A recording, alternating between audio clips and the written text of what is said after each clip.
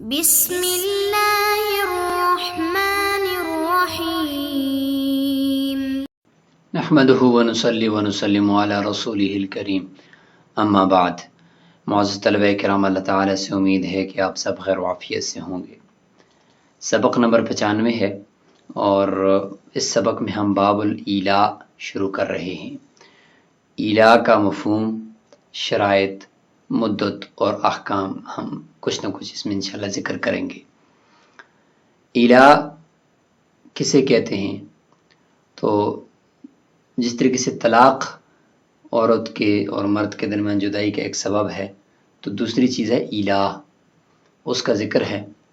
تو آلا یولی ایلان، جیسے کہ کبھی شوہر قسم کھا لیتا ہے تنگ آ کر کہ میں تیرے قریب بھی نہیں آؤں گا، تو زمانہ جاہلیت میں یہ مطلقاً ہوتا تھا اور فوری طور پر طلاق شمار ہوتی تھی۔ تو شریعت نے اس کو موقت کیا اور یہ متعین کر دیا کہ للذین یؤلون من نسائہم تربص 4 اشہر۔ جو آدمی قسم کھاتا ہے، اور یہ ایک طرح کی قسم بھی ہے کہ میں تیرے قریب نہیں آؤں گا، فرمایا کہ وہ 4 مہینے کی قسم کھائے اور یہ کہے کہ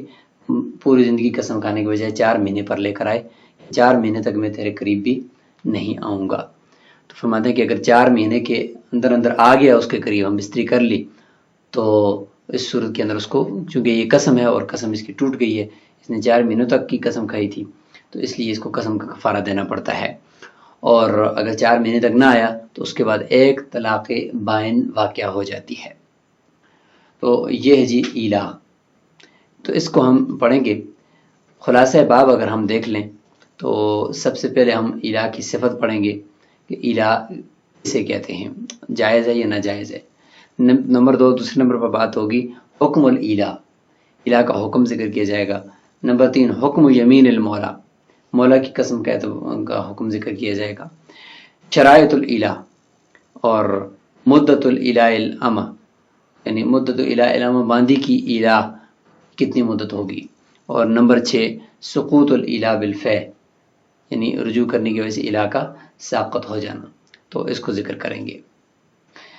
ایلاء کا لغوی اور اصطلاحی معنی بھی دیکھ لیتے ہیں۔ لغوی معنی ہے الحلف، قسم کھانا ایلاء کا معنی، اور اصطلاحی معنی عبارت عن منع النفس عن قربان المنکوحۃ 4 اشہر فصاعدا، نفس کو منکوحہ عورت کے قریب جانے سے روکنا 4 مہینے تک یا اس سے زیادہ تک، ایسا منع کرنا کہ جو مؤکد ہے، جس کی تاکید کی گئی ہے، قسم کے ساتھ اس کو مضبوط کیا گیا ہے، قسم کے الفاظ کے ساتھ۔ تو یہ ہے ایلاء۔ ایلاء میں ائمہ کا اختلاف ہے 4 جگہوں پر۔ نمبر 1، ایلاء موقت کے بارے میں، کہ یہ جو ایلاء موقت ہے تو 4 مہینے 10 دن، تو یعنی 4 مہینے، تو 4 مہینے سے کتنا اوپر ہو، تو اس میں پھر ائمہ کا اختلاف ہے۔ تو ائمہ احناف کے نزدیک تو پورے 4 مہینے ہے، اور جبکہ امام مالک، امام شافعی رحمہ اللہ، امام احمد، امام اسحاق کے نزدیک یہ 4 مہینے سے کچھ زیادہ وہ فرماتے ہیں کہ ہو، پورے 4 مہینے نہیں۔ اور اس میں یہ ہے کہ 4 مہینے سے زیادہ کتنا ہونا چاہیے، امام مالک فرماتے ہیں کم از کم 1 دن، اور امام شافعی رحمہ اللہ فرماتے ہیں کہ 1 گھڑی بھی کافی ہے۔ دوسرا اختلاف ہے اس میں کہ ایلاء کے بغیر قسم کے ہونے یا نہ ہونے میں اختلاف، کہ ایلاء کے اندر قسم ہے یا نہیں ہے۔ تو فرماتے ہیں کہ ایلاء کے اندر سب کے نزدیک یہ بغیر اگر قسم کے کھائے گا تو یہ ایلاء ہو گئی نہیں، قسم کے بغیر ایلاء نہیں ہوگا۔ جبکہ سعید بن مسیب کے نزدیک اور اسی طریقے سے یزید بن اسم کے نزدیک یہ ہے کہ کسی نے اگر عورت کے ساتھ بغیر قسم کے بھی 4 مہینے تک بستری نہیں کی تو اس کو بھی ہم ایلاء کہہ سکتے ہیں۔ تیسرا اختلاف ہے کہ 4 ماہ کے دوران ہم بستری کی صورت میں کفارے کا حکم کیا ہے۔ تو اس حوالے سے احناف کے نزدیک کفارہ لازم ہوگا۔ امام مالک، امام احمد، امام شافعی رحمہ اللہ کا جدید قول، جمہور سب اسی پر ہیں، اور امام شافعی رحمہ اللہ کا جو قدیم قول ہے اس میں یہ ہے کہ شخص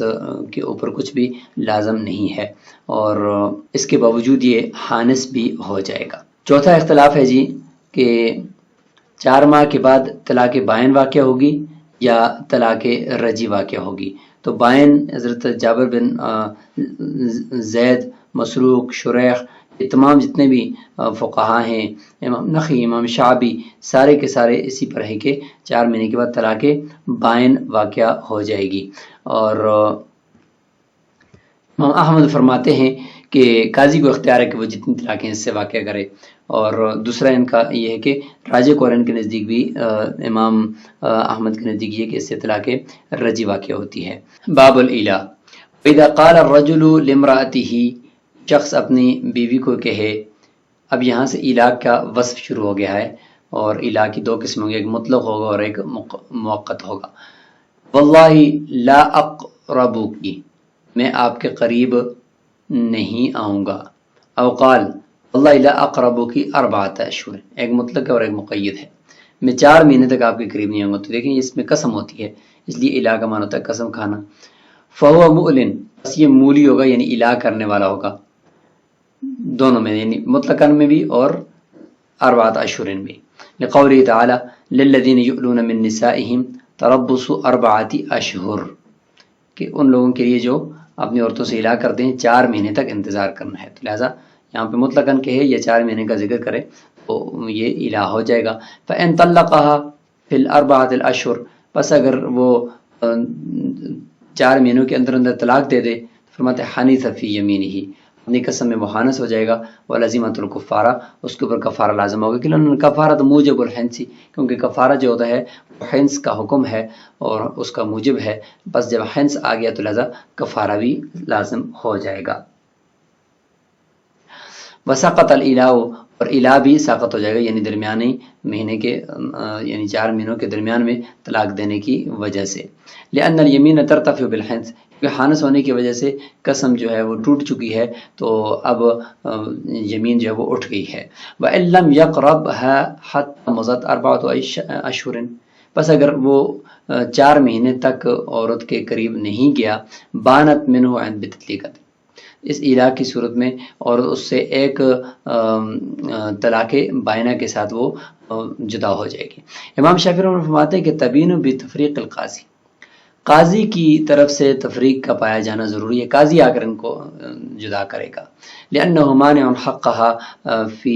الجماع، کیونکہ الا کرنے والے نے جماع کے اندر عورت کے حق کو روکا ہے، تو فینوب القاضی منابہ فی التسریح، پس آسانی کے ساتھ عورت کو چھڑانے میں اور خلاصی دینے میں قاضی اس کے قائم مقام ہو جائے گا۔ کما فی الجب والعنہ، جیسے کہ شوہر کا عضو تناسل کٹا ہوا ہو یا وہ کام نہ کر رہا ہو، تو ان دونوں صورتوں میں قاضی قائم مقام ہوتا ہے، لہٰذا یہاں پر بھی قاضی ہی تفریق کرے گا۔ انا فرماتا انہ ظلم بمنع حقها، اس نے عورت کے حق کو روک کر گویا کہ ظلم کر دیا اس پر شوہر نے، فجازہ الشرع بزوال نعمت نکاح عند مضی هذه المدہ، بس شریعت نے اس کو بدلہ دیا ہے اس کے نعمت کے ظاہر ہونے کو کے ساتھ جب یہ مدت 4 ماہ کی گزر جائے گی، کیونکہ اس نے ظلم کیا ہے تو لہٰذا شریعت اس کو اس کا بدلہ دے گی، اور خود بخود جو ہے نا یہ نکاح ٹوٹ جائے گا، قاضی کی تفریق کی ضرورت نہیں ہوگی۔ وهو المأثور عن عثمان و علی والعبادلہ الثلاثہ، یہی حضرت عثمان سے، حضرت علی سے اور عبادلہ ثلاثہ نے عبداللہ بن مسعود، حضرت عبداللہ بن عباس اور عبداللہ بن عمر رضی اللہ عنہ سے یہی مروی ہے۔ جب ان سے مروی ہے تو کہ قاضی کی تفریق کے بغیر یہ جدا ہو جائے گی۔ فرماتے ہیں کہ زید بن ثابت بھی اس میں ہیں، وکفا بہم قدوہ، صحابہ کرام کو جانشین بنانا، صحابہ کرام کو اپنا مقتدا بنانا یہ زیادہ بہتر ہے اور کافی ہے۔ وَلِأَنَّهُ كَانَ طَلَاقًا فِي الْجَاهِلِيَّةِ، اور دوسری بات یہ کہ یہی علاج جو تھا نا کہ میں تیرے قریب نہیں آؤں گا، یہ زمانہ جاہلیت میں طلاق ہوتی تھی۔ فَحَكَمَ الشَّرْعُ بِتَأْجِيلِهِ إِلَىٰ انْقِضَاءِ الْعِدَّةِ، بس شریعت نے حکم لگا دیا اس کو مؤخر کرنے کے اوپر مدت کے عدت کے گزر جانے کے بعد تک، وہ ایک اس وقت پھر یہ اس کا حکم لاگو ہوگا۔ فَإِنْ كَانَ حَلَفَ عَلَىٰ 4 أَشْهُرٍ فَقَدْ سَقَطَتِ الْيَمِينُ، بس اگر اس نے قسم کھائی تھی 4 مہینے کی، یعنی یہ وہ ذکر کر رہے ہیں کہ 4 مہینے گزر چکے ہیں، اب دیکھو کہ اگر اس نے 4 مہینے کی قسم کھائی تھی پہلے 4 مہینے پہلے، تو فقط سقطت الیمین، اب 4 مہینے گزر جانے کے بعد قسم پوری ہو گئی ہے، طاقت ہوگی اس قسم سے، کیونکہ اس نے قسم کہی تھی کہ 4 مہینے نہیں ہوگا، تو 4 مہینے نہیں آئے تو قسم پوری ہو گئی ہے۔ لأنها كانت موقتة به، کیونکہ قسم جو تھی وہ اسی 4 ماہ کے ساتھ قسم کھانے کے ساتھ ہی مقرر تھی، جب 4 مہینے پورے ہو گئے تو قسم بھی پوری ہو جائے گی۔ وَإِنْ كَانَ حَلَفَ عَلَى الْأَبَدِ، اگر کسی نے قسم کھائی تھی ہمیشہ ہمیش کے لیے، میں کبھی بھی آپ کے قریب نہیں آؤں گا، تو فَالْيَمِينُ بَاقِيَةٌ، پھر یہ قسم، یہ یمین باقی ہے۔ ایک طلاق رجعی 4 مہینے کے بعد ایک طلاق بائنہ ہو جائے گی، اس کے بعد عورت جو ہے وہ طلاق بائنہ کے بعد عدت گزارے گی۔ تو پھر فرماتے ہیں کہ یہ جو قسم ہے، تو اب چونکہ یہاں پر اس نے ہمیشہ ہمیشہ کے لیے دی ہوئی ہے، تو لہٰذا 4 مہینے، ہر 4 مہینے کے بعد یہ ایک ایک طلاق واقع ہوتی جائے گی۔ اس کی تفصیل ابھی آ رہی ہے۔ فرماتے ہیں قسم باقی رہے گی، لأنها مطلقۃ، کیونکہ اب یہاں پر قسم جو ہے وہ مطلق ہے، اس کا کوئی وقت مقرر نہیں ہے۔ ولم یوجد الحنس، اور حنس کا کوئی سبب بھی نہیں پایا گیا ان 4 مہینوں کے بیچ میں، اور قسم بھی جو ہے وہ ہمیشہ ہمیشہ کے لیے کھائی ہوئی ہے۔ فرماتے ہیں کہ حنس بھی بیچ میں نہیں پایا گیا لترتفع به، جس سے یہ قسم ختم ہو جاتی۔ الا انه لا يتكرر الطلاق قبل التزوج، لیکن فرماتے ہیں کہ ٹھیک ہے یمین تو باقی ہے ہمیشہ کے لیے قسم کھانے کی وجہ سے، اور کوئی حنس بھی نہیں پایا گیا کہ جس کی وجہ سے وہ یمین اٹھ جاتی، ختم ہو جاتی، لیکن فرماتے ہیں کہ جب ایک مرتبہ 4 مہینے گزر جائیں گے، طلاق واقع ہو جائے گی، طلاق بائنہ، اور یہ عورت عدت گزارنے لگ جائے گی، تو پھر بیچ میں 4 مہینے اگر گزر جاتے ہیں نا، تو جب تک کہ شوہر نے اس کے ساتھ کوئی نکاح وغیرہ نہیں کیا ہے نا، تو اس وقت تک نکاح سے پہلے طلاق مقرر نہیں ہوگی کہ جو ہی 4 مہینے گزرتے جائیں پھر طلاق واقع، پھر 4 مہینے گزرتے ہیں پھر طلاق واقع، نہیں، بلکہ ایک ہی مرتبہ طلاق واقع ہوئی ہے، بعد میں اس کا تکرار نہیں ہوگا۔ لأنه لم يوجد منع الحق بعد البینونہ، اور شوہر کی طرف سے طلاق بائن کے بعد کوئی عورت کے حق کو منع کرنا بھی نہیں پایا گیا۔ پہلے تو یہ تھا نا کہ ہم بستری عورت کا حق تھا، تو اس سے اس نے گویا اس کو منع کر دیا اور روک دیا، تو اس لیے ہم نے کہا کہ 4 مہینوں بعد طلاق واقع ہوئی، لیکن ان 4 مہینوں کے بعد تو عورت کے حق کو منع نہیں کرنا پائے، کیونکہ عورت کو ویسے ہی طلاق بائنہ ہو چکی ہے، تو لہٰذا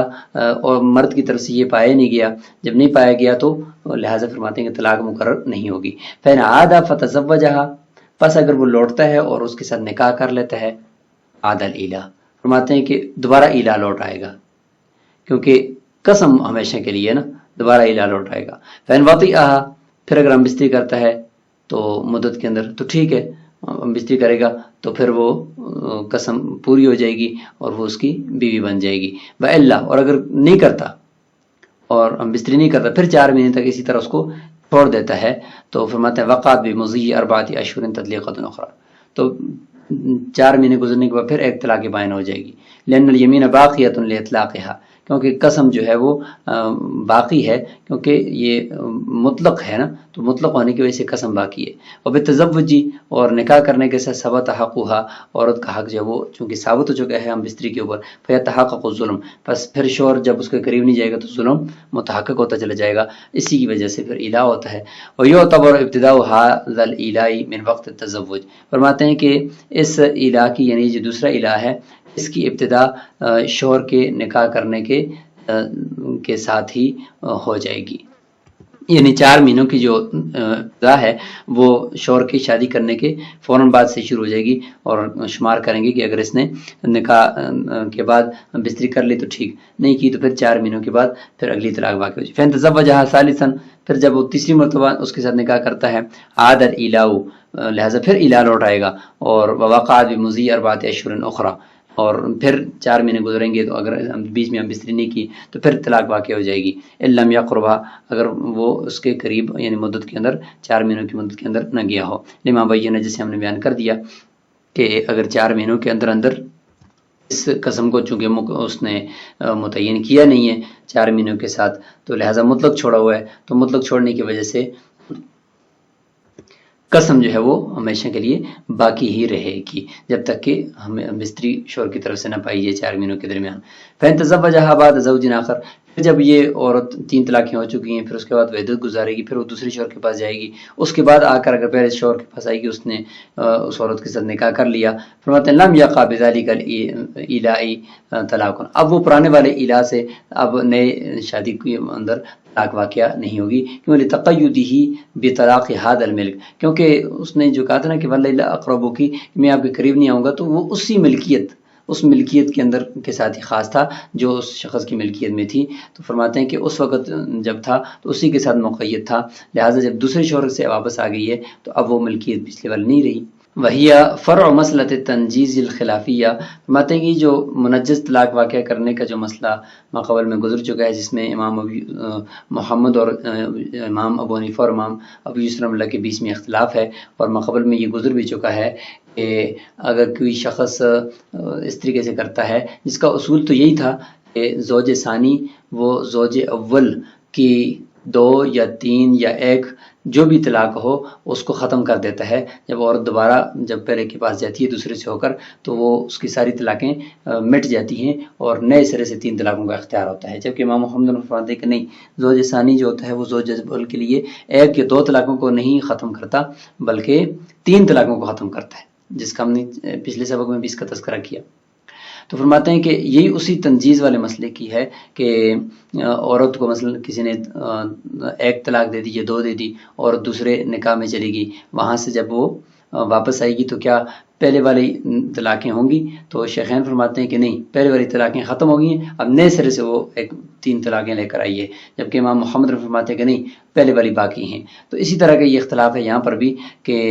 یہ عورت جب دوسرے شوہر سے ہو کر واپس آئے گی، تو چونکہ اب یہ نئی ملکیت ہے، نئی 3 طلاقیں ہیں، پہلی والی کے ساتھ تعلق نہیں ہے، تو اس لیے شیخین فرمائیں گے کہ اب یہ جو الہ ہے اس کے اندر اگرچہ پہلے اس نے مطلقاً قسم کھائی ہے، تو اس نئے نکاح کے بعد اب وہ قسم ادھر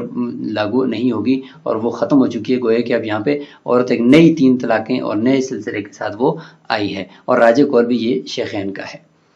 تو یہاں پر اس سبق کو روکتے ہیں، انشاءاللہ الہ سے متعلق چند اسباق مزید بھی ہوں گے اور وہ آگے ہم اس کا تذکرہ کرتے چلے جائیں گے۔ تو آج باب کا خلاصہ ہو گیا اور الہ کے بارے میں ائمہ کے 4 اختلاف ہو گئے، اور اس طریقے سے الہ کا لغوی اور اصطلاحی معنی ہو گیا، اور کچھ مفہوم اس کا یہاں اس اول متن کے اندر ذکر ہو گیا۔ تو انشاءاللہ اگلے سبق کے اندر مزید اس کو واضح کریں گے۔ السلام علیکم ورحمۃ اللہ۔